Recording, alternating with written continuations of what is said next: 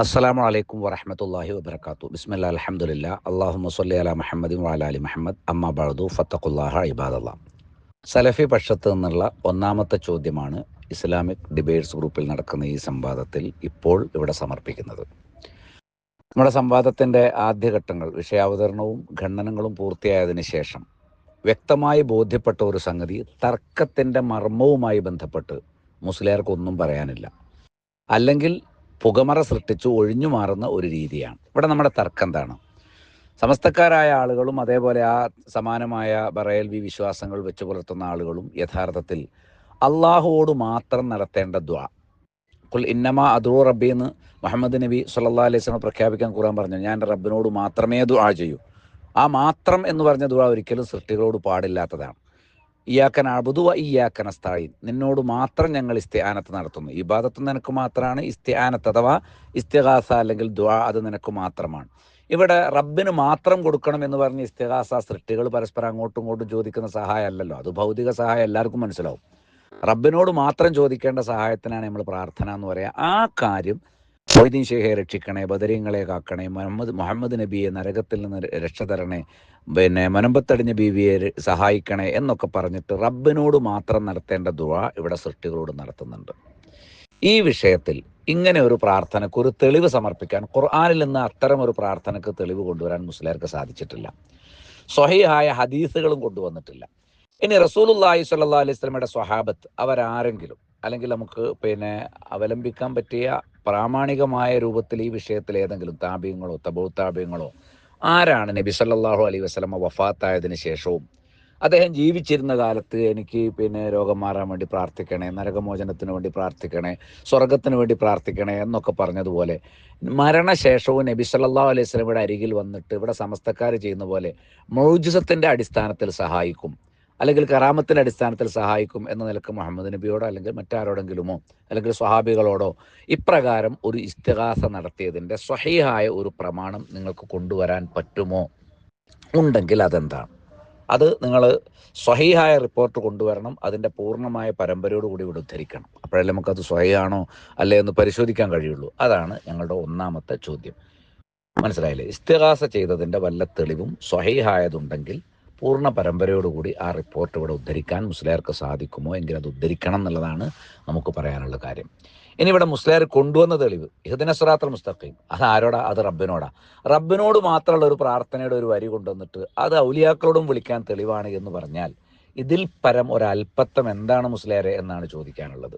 പിന്നെ മുസ്ലിയാർ കൊണ്ടുവന്ന മൂസാ റസൂലുള്ളാഹി അലൈഹി സ്വലാമുമായി ബന്ധപ്പെട്ട സമയം ജീവിച്ചിരിക്കുന്ന മൂസാ നബിയോട് ഒരു സ്ത്രീ വന്ന് പറയണത്, യൂസുഫ് അലൈഹി സ്വലാമിൻ്റെ ഖബർ എവിടെയാണെന്ന് ഞാൻ കാണിച്ചു തരണമെന്നുണ്ടെങ്കിൽ നിങ്ങൾ എൻ്റെ ഹുക്കം എന്താണെന്ന് പറയണം. എന്നാൽ വളരെ കൃത്യം മുസ്ലിയാർ തന്നെ അദ്ദേഹത്തിൻ്റെ വാക്കുകൊണ്ട് ഒരിക്കലും അത് അംഗീകരിക്കുന്നുണ്ട്. എന്ത്? മൂസാ നബി ദുആ ചെയ്യണം എന്ന ഉദ്ദേശത്തിലാണ് ആ സ്ത്രീ വന്നതെന്ന്. അതോടുകൂടി പോയില്ലേ മുസ്ലിയാർ? നിങ്ങളത് കൊണ്ടുവന്നതിന് നിങ്ങൾ തന്നെ അർത്ഥമില്ലാതാക്കിയില്ലേ? നിങ്ങൾ വലിയൊരു ലോങ് പോസ്റ്റ് ഇട്ടു എന്നല്ലാതെ നിങ്ങൾ കൊണ്ടുവന്ന ആ പോസ്റ്റിനെ നിങ്ങൾ തന്നെ ദുർബലപ്പെടുത്തി എന്നുള്ളതാണ് വസ്തുത. മനസ്സിലായില്ലേ? ഇവിടെ മൂസാ നബിയോട് എനിക്ക് വേണ്ടി ദുആ ചെയ്യണം, അല്ലെങ്കിൽ എൻ്റെ വിഷയം അത് പറഞ്ഞു തരണം. മൂസാ നബി അതിൽ വൈമനസ്യം കാണിക്കുന്നെന്താ? മൂസാ നബിക്ക് റബ്ബ് വഹി നൽകിയാൽ മാത്രമേ അത് പറഞ്ഞു കൊടുക്കാൻ പറ്റുള്ളൂ. വഹി വന്നു എന്നതിന് റിപ്പോർട്ടുകൾ ഉണ്ടല്ലോ. ആ വഹീൻ്റെ അടിസ്ഥാനത്തിലാണ് തീർച്ചയായും മൂസാ റസൂലുള്ളാഹി അലൈഹി സ്വലാം അവരുടെ പരലോകത്തിൻ്റെ വിധിയെക്കുറിച്ച് ഹുക്മ് പറഞ്ഞു കൊടുക്കുന്നത്. അത് പറഞ്ഞു കൊടുത്തു. ആ വഹി വന്നിട്ടില്ലെങ്കിൽ പറഞ്ഞു കൊടുക്കാനും കഴിയില്ല. അങ്ങനെ ചോദിക്കുന്ന കാര്യങ്ങളൊക്കെ പറഞ്ഞു കൊടുക്കാൻ അമ്പിയാക്കൾ കഴിഞ്ഞിട്ടുണ്ടോ? ഞാൻ നേരത്തെ ഇവിടെ സൂറത്തുൽ ഇസ്രായേലിൽ നിന്നും മറ്റും ഉദ്ധരിച്ചിട്ടുണ്ട്. നബി സല്ലല്ലാഹു അലൈഹി വസല്ലമയോട് മുഅ്ജിസത്ത് മക്കാ മുശ്രിക്കുകൾ ആവശ്യപ്പെട്ട സമയത്ത് അള്ളാഹു അത് കൊടുത്തില്ല. ഞാനൊരു മനുഷ്യൻ, റസൂലായ മനുഷ്യനല്ലേ എന്ന് തിരിച്ചു ചോദിക്കുകയാണ് മുഹമ്മദ് നബി സല്ലല്ലാഹു അലൈഹി വസല്ലം ചെയ്തിട്ടുള്ളത്. അതുകൊണ്ട് ജീവിച്ചിരിക്കുന്ന കാലത്ത് ദുആ ചെയ്യാൻ ആവശ്യപ്പെട്ടോ ഒന്നും തെളിവായിട്ട് കൊണ്ടുവന്നിട്ട് കാര്യമല്ല. മരണശേഷവും അപ്രകാരം സഹായതേട്ടം നടത്തിയതിൻ്റെ സ്വഹീഹായ തെളിവുകളാണ് മുസ്ലിയാരോട് ചോദിക്കുന്നത്. കൊണ്ടുവരിക. അൽഹംദുലില്ലാഹി വസ്സലാത്തു വസ്സലാമു അലാ അഷ്റഫി റസൂലില്ലാഹി വഅലാ ആലിഹി വസഹ്ബിഹി അജ്മഈൻ, അമ്മാ ബഅദ്. നമ്മുടെ ശംസുദ്ദീൻ മൗലവി തൻ്റെ വികലമായ ആശയങ്ങൾ സമർത്ഥിക്കുന്നതിന് വേണ്ടി എത്രയെത്ര കളവുകളാണ് പറഞ്ഞുകൊണ്ടിരിക്കുന്നത്.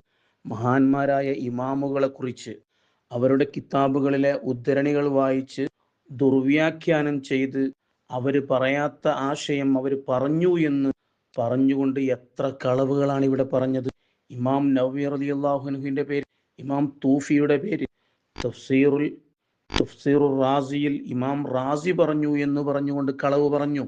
അതിനു പുറമെ ഇതാ ഇപ്പോൾ എന്നെപ്പറ്റിയും കളവ് പറഞ്ഞുകൊണ്ടാണ് തൻ്റെ വാദം സമർത്ഥിക്കാൻ അദ്ദേഹം ശ്രമിക്കുന്നത്. മൗലവി, ഞാനൊന്ന് ചോദിച്ചോട്ടെ, നിങ്ങളുടെ ഈ വികലമായ ആശയം സ്ഥാപിക്കാൻ കളവ് പറയലല്ലാതെ മറ്റൊരു മാർഗമില്ലാത്തത് കൊണ്ടാണോ നിങ്ങൾ ഇത്രമാത്രം കളവ് പറയുന്നത്? നിങ്ങളുടെ ഈ മുജാഹിദ് മതം സത്യം പറഞ്ഞുകൊണ്ട് സ്ഥാപിക്കാൻ കഴിയാത്തതാണെന്ന് നിങ്ങൾ സമ്മതിച്ചുവോ എന്ന് ഞാൻ ചോദിക്കാൻ ആഗ്രഹിക്കുകയാണ്. നിങ്ങൾ എന്താണ് എന്നെക്കുറിച്ച് പറഞ്ഞത്? ഇഹ്ദിന സിറാത്തുൽ മുസ്തഖീം എന്നത് ഞാൻ ഇസ്തിഗാസക്ക് തെളിവായി കൊണ്ടുവന്നതാണെന്നല്ലേ പറഞ്ഞത്? ഞാൻ കൊണ്ടുവന്ന വോയിസും അതുമായി ബന്ധപ്പെട്ട ടെക്സ്റ്റും മുകളിൽ ഇട്ടിട്ടുണ്ടല്ലോ, അതൊന്നുകൂടെ വായിച്ചുകൂടെ നിങ്ങൾക്ക്? ഇസ്തിഗാസക്ക് തെളിവാണെന്ന് ഞാൻ എവിടെയാണ് പറഞ്ഞത്? ഞാൻ ഇസ്തിഗാസക്ക് തെളിവായിട്ടല്ല അത് കൊണ്ടുവന്നിട്ടുള്ളത്. മറിച്ച് ഖുർആനിൽ അല്ലാഹു തആല പഠിപ്പിച്ച പ്രാർത്ഥന, ആ പ്രാർത്ഥനകളിലൊക്കെയും അള്ളാഹുവിലേക്ക് അല്ലാഹു തആല അത് സ്വീകരിക്കണമെങ്കിൽ അല്ലാഹു തആല തന്നെ നമ്മെ പഠിപ്പിക്കുന്നത് മഹാന്മാരായ പ്രാർത്ഥനയ്ക്ക് ഉത്തരം കിട്ടുന്ന മഹാന്മാരെ ചേർത്തു പിടിക്കണമെന്ന ആശയമാണ് എന്ന കാര്യം ബോധ്യപ്പെടുത്താനാണ് ഇഹ്ദിന സിറാത്തൽ മുസ്തഖീം എന്ന ആയത്ത് കൊണ്ടുവരികയും അതിൻ്റെ തഫ്സീറിൽ മഹാനായ ഫഖ്റുദ്ദീൻ റാസി പറഞ്ഞ തഫ്സീറും ഞാൻ അതിൻ്റെ താഴെ കൊണ്ടുവന്നു. എന്നിട്ട് ഞാൻ പറഞ്ഞു, ഇസ്തിഗാസയിലും ഇതുപോലെ തന്നെയാണ് എന്നാണ് പറഞ്ഞത്. അല്ലാതെ ഈ ആയത്ത് ഇസ്തിഗാസക്ക് തെളിവാണെന്നല്ല പറഞ്ഞത്. ഇസ്തിഗാസയിലും നമ്മൾ മഹാന്മാരോട് തേടുന്നത് മഹാന്മാരെ തവസ്സുലാക്കലാണ് യഥാർത്ഥത്തിൽ. അത് സമർത്ഥിക്കാൻ വേണ്ടി ഇമാം സുബ്കിയുടെ ഷിഫാ ഉസ്സഖാമിലെ ഉദ്ധരണിയും ഞാൻ കൊണ്ടുവന്നില്ലേ? ഇമാം സുബ്കി റളിയല്ലാഹു അൻഹു ഷിഫാ ഉസ്സഖാമിൽ എന്താണ് പറഞ്ഞത്? മുഹമ്മദ് നബി സല്ലല്ലാഹു അലൈഹി വസല്ലം തങ്ങൾ ദുആ കൊണ്ടോ ശുപാർശ കൊണ്ടോ കാരണക്കാരനാവാൻ കഴിയുന്ന ആളാണ് എന്ന വിശ്വാസത്തിൽ നാം ചോദിക്കുന്ന മത്ലൂബായ കാര്യം നബിയിൽ നിന്നു തന്നെ തേടാം. അവിടെ ഉദ്ദേശം എന്താണ്? നബി സല്ലല്ലാഹു അലൈഹി വസല്ലം തങ്ങൾ പ്രാർത്ഥന കൊണ്ടോ ശുപാർശ കൊണ്ടോ കാരണക്കാരനായി തീരുമെന്ന വിശ്വാസം. ഇതാണ് ഇസ്തിഗാസയിലുള്ളത്. കാരണം മുത്തുനബിയുടെ ശുപാർശ അല്ലെങ്കിൽ പ്രാർത്ഥന അല്ലാഹു തആല സ്വീകരിക്കും. കാരണം മുസ്തജാബു ദഅവത്തല്ലേ മുത്തുനബി സല്ലല്ലാഹു അലൈഹി വസല്ലം തങ്ങൾ. ഇതാണ് ഞാൻ ഈ ചർച്ചയുടെ ആമുഖമായി തന്നെ പറഞ്ഞു വെച്ചത്. എന്നിട്ട് ഇസ്തിഗാസക്ക് തെളിവായി ഞാൻ ഇസ്തിഗാസക്ക് തെളിവായി കൊണ്ടുവന്നതിന് നിങ്ങൾക്ക് തൊടാൻ കഴിഞ്ഞിട്ടില്ലല്ലോ. നിങ്ങൾ ടെക്സ്റ്റ് മെസ്സേജിന്റെ തുടക്കം തന്നെ എന്താ പറഞ്ഞത്? മുസ്ലിയാർ വൈരുദ്ധ്യങ്ങൾ പറഞ്ഞു. വൈരുദ്ധ്യം ഞാനല്ല പറഞ്ഞിട്ടുള്ളത്, നിങ്ങളാണ് പറഞ്ഞിട്ടുള്ളത്. കാരണം ഞാൻ കൊണ്ടുവന്ന തെളിവ് മൂസാ നബിയുടെ ജനതയിൽപ്പെട്ട വൃദ്ധയായ സ്ത്രീ മൂസാ നബിയോട് സ്വർഗം ചോദിച്ചതിനെ കുറിച്ച് നിങ്ങൾ ആദ്യം എന്താ പറഞ്ഞത്? സ്വർഗത്തിന് വേണ്ടി മൂസാ നബിയുടെ ജനതയിൽപ്പെട്ട സ്ത്രീ ദ്വാരക്കാൻ പറഞ്ഞു. ഞാൻ അതിനെ ഗണ്ണിച്ചു. ദ്വാരക്കാൻ പറഞ്ഞതല്ല. ദ്വാരക്കാൻ പറഞ്ഞതാണ് ഈ മൂസാ നബിയോട് പ്രയാസപ്പെടേണ്ട കാര്യമെന്ത്? ഞാൻ ചോദിച്ചിരുന്നു, നിങ്ങൾ മറുപടി പറഞ്ഞിട്ടില്ല. ഇപ്പൊ നിങ്ങൾ ഈ വോയിസിൽ പറയുന്നതോ സ്വർഗം ചോദിച്ചു എന്നോ സ്വർഗത്തിന് വേണ്ടി ദ്വാരക്കാൻ പറഞ്ഞോ എന്നോ അല്ല പറയുന്നത്. നിങ്ങളിപ്പോ പറയുന്നത് എന്താണ്? മൂസാ നബിയോട് ആ വൃദ്ധയായ സ്ത്രീ തൻ്റെ ആഖിറത്തിലുള്ള വിധിയെക്കുറിച്ച് ചോദിച്ചു. നിങ്ങൾ എവിടെങ്കിലും ഒന്ന് ഉറച്ചു നിൽക്കുമോ മൗലവി? നിങ്ങൾ ആഖിറത്തിലുള്ള വിധി അറിയാനാണോ ചോദിച്ചത്? അതല്ല സ്വർഗത്തിന് വേണ്ടി ദ്വാരക്കാനാണോ പറഞ്ഞത്? എവിടെങ്കിലും ഒന്ന് ഉറച്ചു നിൽക്ക്. ഇപ്പോൾ ആരാ വൈരുദ്ധ്യം പറഞ്ഞത്? നിങ്ങൾ പറഞ്ഞിട്ടില്ലെന്ന് നിങ്ങൾക്ക് പറയാൻ പറ്റുമോ? അപ്പൊ സ്വയം വൈരുദ്ധ്യം പറഞ്ഞിട്ട് ആ വൈരുദ്ധ്യം മറ്റുള്ളവരുടെ മേലിൽ ചാർത്തുന്നത് നിങ്ങളുടെ ജാള്യത മറച്ചു വെക്കാനല്ലേ മൗലവി? ഇനി ഞാൻ ചോദ്യത്തിന്റെ മറുപടിയിലേക്ക് വരാം. നമ്മുടെ മൗലവിയുടെ ചോദ്യത്തിന്റെ മറുപടിയിലേക്ക് വരാം.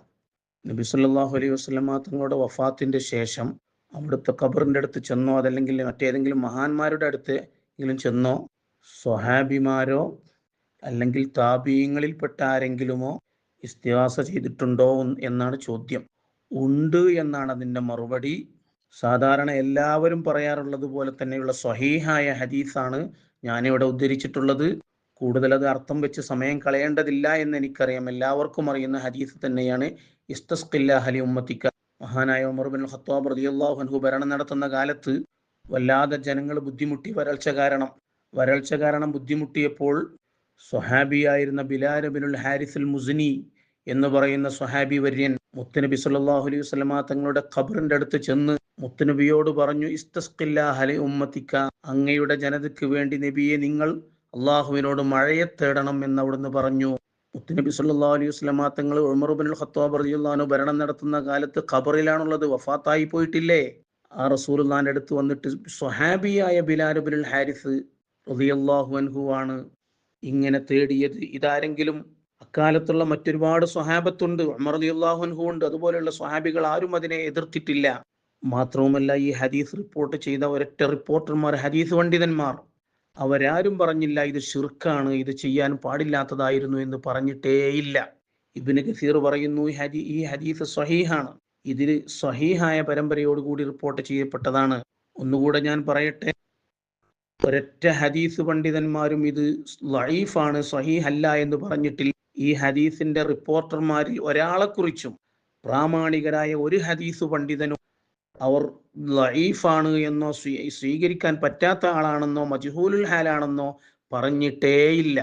പിന്നെ ഹദീസിൽ സ്വഹാബിയുടെ പേരിലല്ലോ റജുലും എന്നല്ലേ ഉള്ളൂ. ആ റജുല് ആരാണെന്ന് മഹാനായ ഇബ്നു ഹജറുൽ അസ്ഖലാനി റളിയല്ലാഹു അൻഹു തന്റെ ഫത്ഹുൽ ബാരിയിൽ പറയുന്നുണ്ട്. സൈഫ് എന്നവരെ തൊട്ട് ഉദ്ധരിച്ചുകൊണ്ടാണ് പറയുന്നത്, റവാ സൈഫുൻ ഫിൽ ഫുതൂഹി അന്നല്ലദീ റഅൽ മനാമൽ മദ്കൂറ ഹുവ ബിലാൽ ഇബ്നുൽ ഹാരിസിൽ മുസ്നി അഹദുസ് സ്വഹാബ.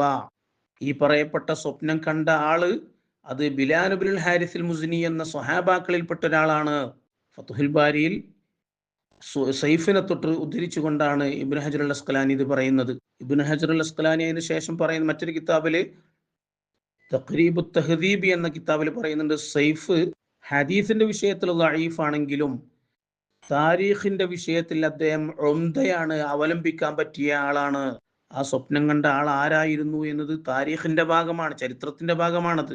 ചരിത്രത്തിൽ സൈഫിനെ വിശ്വസിക്കാനും കൊള്ളും, പറ്റിയ ആളാണ് എന്ന് ഇബ്നു ഹജറുൽ അസ്ഖലാനി പറയുന്നു. ഇബ്നു ഹജറുൽ അസ്ഖലാനി മാത്രമല്ല, ദഹബിയും അത് പറഞ്ഞു. വഖാല ദഹബി കാന അഖ്ബാരിയൻ ആരിഫ, അദ്ദേഹം നല്ല വിവരമുള്ള ചരിത്രകാരനായിരുന്നു എന്ന് സൈഫിനെ കുറിച്ച് മീസാനുൽ ഇഅ്തിദാൽ, ദഹബിയുടെ മീസാനുൽ ഇഅ്തിദാലിലും പറഞ്ഞിട്ടുണ്ട്. അതുകൊണ്ട് എല്ലാ നിലക്കും സ്വഹീഹായ ഹദീസാണിത്. ഇനി ബാക്കി മൗലവിയുടെ മറുപടി വന്നതിന് ശേഷം നമുക്ക് പറയാവുന്നതാണ്. പറയാനുള്ളത് എല്ലാവർക്കും അറിയാം. മാലിക്കുദ്ദാർ ശരിയല്ല എന്നൊക്കെ പറയാനുണ്ടാകും. മാലിക്കുദ്ദാർ ശരിയല്ല എന്ന് ഹദീസ് പണ്ഡിതന്മാരിൽ ഒരാളും പറഞ്ഞിട്ടില്ല. മഹാനായ ഹൈസമിയും മുൻദിറും ഇവർ രണ്ടുപേരും ഹദീസ് പണ്ഡിതന്മാർ, ഇവർ പറഞ്ഞ ലാ ആരിഫുഹു എന്ന് മാത്രം, എനിക്കറിയില്ല എന്നാണ്. എനിക്കറിയില്ല എന്ന് പറഞ്ഞാൽ ഹദീസിൽ അത് മജ്ഹൂലുൽ ഹാലാണെന്ന് വരൂല. അവർക്ക് രണ്ടുപേർക്ക് അത് അറിയില്ല എന്നേ ഉള്ളൂ, അദ്ദേഹത്തെ അറിയില്ല എന്നേ ഉള്ളൂ. എന്നാൽ ധാരാളം പണ്ഡിതന്മാർ, ആരാണ് മാലിക്കുദ്ദാർ, അവരെ കുറിച്ച് അറിയാം, അവരാരായിരുന്നു, അവർ വിശ്വസ്തനാണ് എന്നെല്ലാം മറ്റുള്ള പണ്ഡിതന്മാർ പറഞ്ഞിട്ടുമുണ്ട്. അതുകൊണ്ട് സിയാദത്തുൽ ഇൽമ് ഉള്ളത് മറ്റുള്ളവരുടെ അടുത്തായതുകൊണ്ട് അതാണ് സ്വീകരിക്കേണ്ടത്. മാത്രവുമല്ല ലാ ആരിഫുഹു എന്ന് പറഞ്ഞതുകൊണ്ട് ഹദീസിന്റെ വിഷയത്തിൽ യാതൊരു കുഴപ്പവും ഇല്ല എന്നുകൂടെ നിങ്ങൾ മനസ്സിലാക്കണം. ഇൻഷാ അല്ലാഹ് ബാക്കിയൊക്കെ മൗലവിയുടെ മറുപടി വന്നതിന് ശേഷം നമുക്ക് സംസാരിക്കാം. ഇനിയും ഒരുപാട് സ്വഹാബികളൊക്കെ ചെയ്തതുണ്ട്, ഇല്ലാഞ്ഞിട്ടല്ല. ഒരു തെളിവ് ഞാൻ ഇവിടെ സമർപ്പിക്കുന്നു എന്ന് മാത്രം. അല്ലാഹു തആല നല്ലത് സ്വീകരിക്കാനും കേൾക്കാനും മനസ്സിലാക്കാനും പിൻപറ്റാനും അല്ലാഹു തആല തൗഫീഖ് നൽകുമാറാവട്ടെ. ആമീൻ.